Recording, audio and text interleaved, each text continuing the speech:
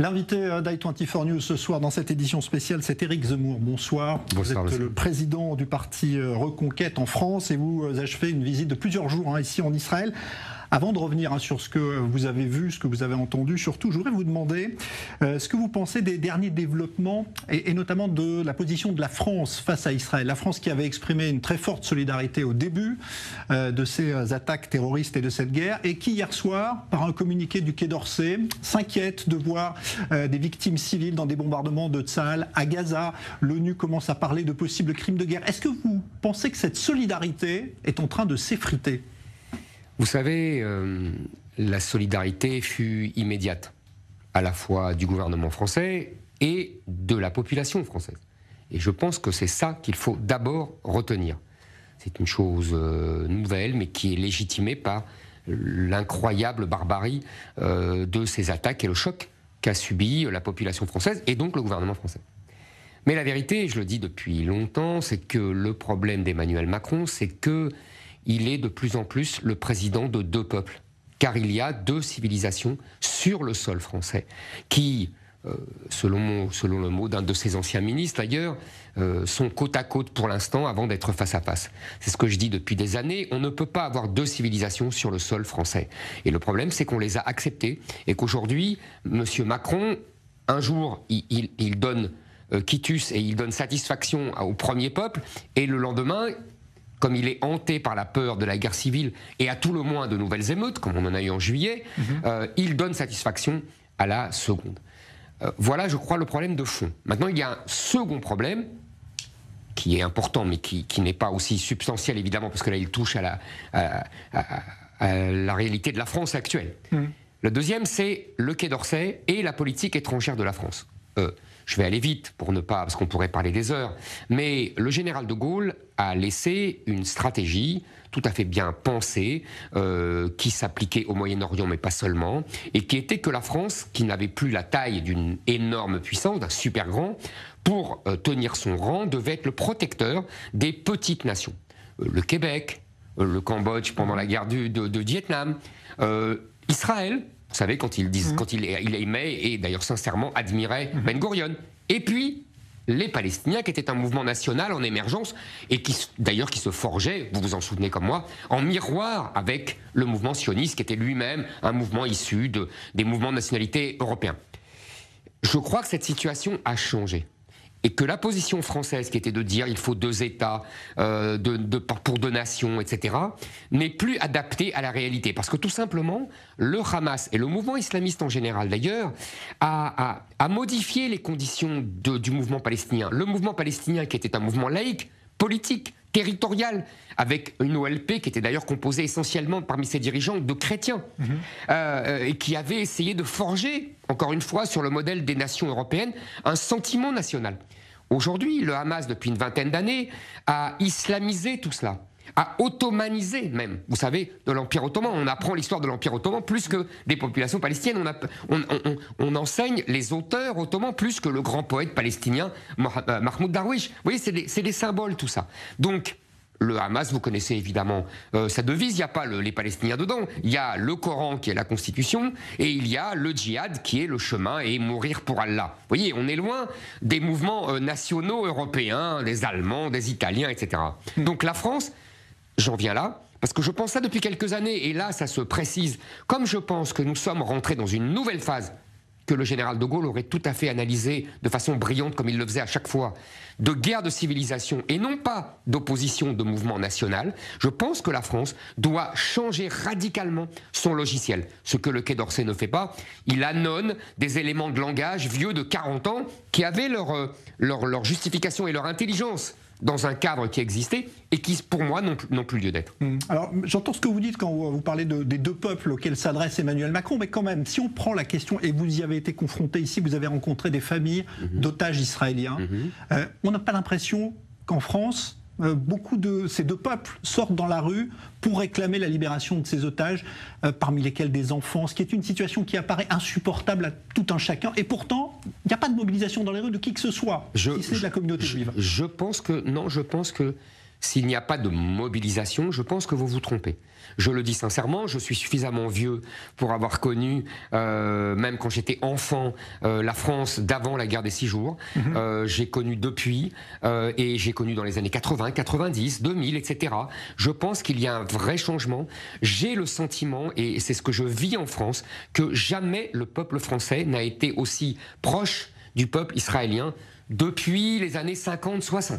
Il y a effectivement deux peuples, je le maintiens, c'est-à-dire qu'il y a un peuple français qui a compris, vous savez, il y a eu un sondage qui disait que 72% des Français étaient convaincus et craignaient que ce qui est arrivé en Israël arrive en France. Donc vous voyez, ne croyez pas. Et puis il y a un peuple islamo-gauchiste, je le dis depuis la présidentielle, qui a été forgé dans la campagne présidentielle de 2022 de Jean-Luc Mélenchon, qui est composé de musulmans qui votent Mélenchon et de gauchistes qui, au nom d'une idéologie woke que vous connaissez aussi en Israël, qu'on connaît aux États-Unis, qu'on connaît en Angleterre, c'est-à-dire qui privilégie les minorités sur la majorité du peuple français, les minorités ethniques, religieuses, sexuelles, etc., et qui s'allient dans une alliance complètement folle d'ailleurs, puisque l'islam dénonce et martyrise et criminalise toutes ces minorités. Enfin, c'est leur problème, si j'ose dire. Vous savez, je vais vous raconter une histoire. Il y a quelques jours, j'étais encore à Paris, et il y a une dame qui est venue me voir et qui m'a dit, vous savez, j'ai quitté l'Iran, et j'ai l'impression qu'il arrive exactement ce qu'il est arrivé dans mon pays. C'est-à-dire que les communistes, à l'époque, avaient chassé le chat, et qui a tiré les marrons du feu? Les islamistes de Khomeini, qui ont mis les communistes en prison. Il arrivera la même chose à ces gauchistes français qui aujourd'hui font des mamours aux Palestiniens et à l'islam. Et vous savez, je pense que c'est inexorable. Mais pour l'instant, malheureusement, ils sont alliés contre le peuple français. Ouais. Alors, puisqu'on est en France, après on va revenir en Israël, mais puisqu'on parle de ce qui se passe aujourd'hui en France, il y a un antisémitisme qui atteint des niveaux rarement vu, vraiment depuis très longtemps. Une parole libérée, on a vu ce qui s'est passé cette semaine sur la radio France Inter, où un chroniqueur a comparé Netanyahou à un nazi sans prépuce. C'est quelque chose de tout à fait consternant.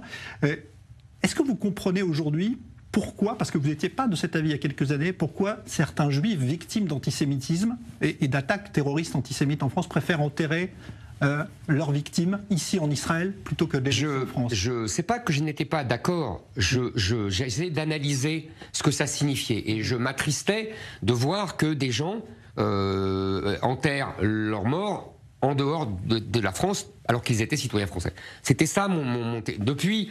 D'ailleurs, j'ai rencontré le grand-père Sandler, qui est un homme charmant et un patriote français qui aime sincèrement la France et qui m'a expliqué qu'il craignait que ses petits-enfants, les tombes de ses petits-enfants soient taguées et soient abîmées. On parle des tueries de Toulouse. Hein. Exactement, on parle des tueries de Toulouse. Voilà, ça, parenthèse fermée. Mais sur le fond, vous avez tout à fait raison. Qu'est-ce qui se passe?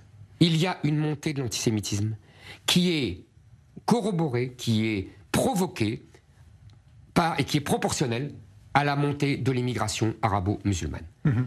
C'est simple, ça fait des années que je le dis, ces gens-là, les antisémites d'aujourd'hui, ne lisent pas Drummond et Maurras, mais lisent le Coran et récitent des sourates du Coran pour agresser et pour dire mort aux Juifs. On dit mort aux Juifs au nom de Allah Akbar. Ils sont presque synonymes.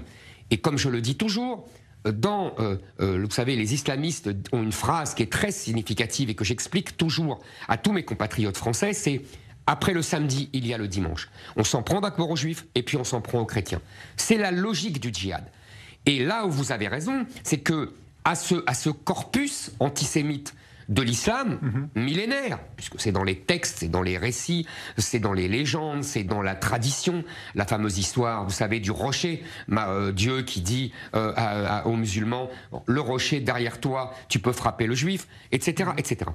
Et il y a qui s'agglomèrent, je réponds à la fameuse plaisanterie pourri, on ne peut pas dire d'autres mots, du comique de France Inter, mais France Inter n'en est pas à sa première bévue, si j'ose dire.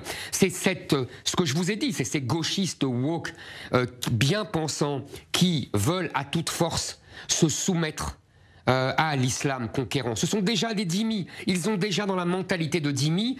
Eux, ils ont l'impression que les musulmans sont le nouveau peuple de la révolution. En fait, ils ont remplacé la classe ouvrière française qu'ils détestent et qu'ils méprisent depuis les années 70 par le peuple musulman qu'ils déifient. Et là, nous avons cette alliance entre eux, comme je vous ai dit, le peuple islamo-gauchiste. Alors, je voudrais qu'on parle de ce que vous avez fait, vu beaucoup de choses. Vous avez été sur le terrain même des massacres. Vous êtes allé à Kfar Aza, l'un des kibboutz martyrs. Comment on ressort, justement, avec un regard extérieur aussi, de ce que vous avez traversé là et de ce qu'ont vécu ces gens? Écoutez, on passe par de multiples sentiments. J'avais lu, bien sûr, des choses sur les récits, sur ce qu'on avait vu, mais quand on voit, c'est pas la même chose. On est là, on touche, on regarde, on comprend, on sent. Je vous dis on sent parce que ce que j'ai d'abord relevé le plus, que ça soit au centre médico-légal de Tel Aviv, où je suis allé le premier jour, ou que ça soit Kfar Aza le lendemain, c'est cette odeur de la mort. Cette odeur de la mort à laquelle on n'est plus habitué en France et en Europe, et qui vous prend aux tripes. Vraiment, c'est une horreur. Ensuite, je suis allé au centre médico-légal, je vous le disais, dès lundi, à Tel Aviv, et j'ai vu des volontaires qui essayaient... Et vous allez voir, c'est tragique, de reconstituer les corps. Car les barbares djihadistes ont non seulement tué ces gens, qui étaient des civils, des enfants, des bébés, des vieilles dames, des jeunes filles, mais ils les ont violés pour les jeunes filles et pour les moins jeunes. Ils les ont ensuite brûlés. Et comme si ça ne suffisait pas, ils rajoutaient des éléments liquides pour le brûler encore plus et pour décomposer les corps. On ne sait pas quelle folie, on ne sait plus en fait, qu'est-ce qui leur passe par la tête. Et donc je suis allé voir à ce centre médico-légal des gens qui essayaient de reconstituer ces corps pour simplement leur donner une sépulture digne et un enterrement digne. Vous voyez, on en est là aujourd'hui. Ça, c'était le premier jour. Le lendemain, je suis allé à Kfar Aza et vous avez raison, on voit ce charmant village, avec des petites maisons, vous voyez, on a l'impression de centre de vacances presque. Je plaisante pour donner une petite touche d'amusement, mais parce que c'est un peu ça, des petites maisons sympathiques avec des herbes. Il y avait un terrain de tennis, il y avait un terrain de foot, voilà, des choses vraiment pour se détendre et pour travailler. Et là, on rentre dans ces maisons. Après, vous voyez, là, ce qu'on voit pas, c'est que les soldats sécurisent d'abord et rentrent dans la maison pour être sûr qu'il n'y a pas encore une mine, etc. Oui, on en est là. Oui, c'est encore une scène. Mais bien sûr. Et donc, ils nous laissent rentrer après. Et là, qu'est-ce qu'on voit? On voit comme si la vie s'était arrêtée. On voit une tasse de café à moitié vide. On voit une guitare. On voit vous voyez, des éléments de la vie de tous les jours. Comme si la vie s'était arrêtée. Parce qu'en fait, on nous explique que les djihadistes sont rentrés soudain et qu'ils ont tiré à portant sur tout le monde, je vous dis, sur les enfants, les femmes, etc. Et là aussi, vous savez, on m'a raconté quelque chose qui est triste et tellement révélateur de ce qui se passe. On me dit qu'il y avait beaucoup de gens qui étaient des pacifistes, qui étaient des humanistes, qui venaient chercher les enfants palestiniens, exactement, des enfants palestiniens pour les soigner quand ils étaient malades ou pour jouer avec leurs propres enfants. Il y avait d'ailleurs, j'ai vu par terre un panneau de Shalom, la paix maintenant. Et ces gens-là, en vérité, ont été massacrés, évidemment, en premier.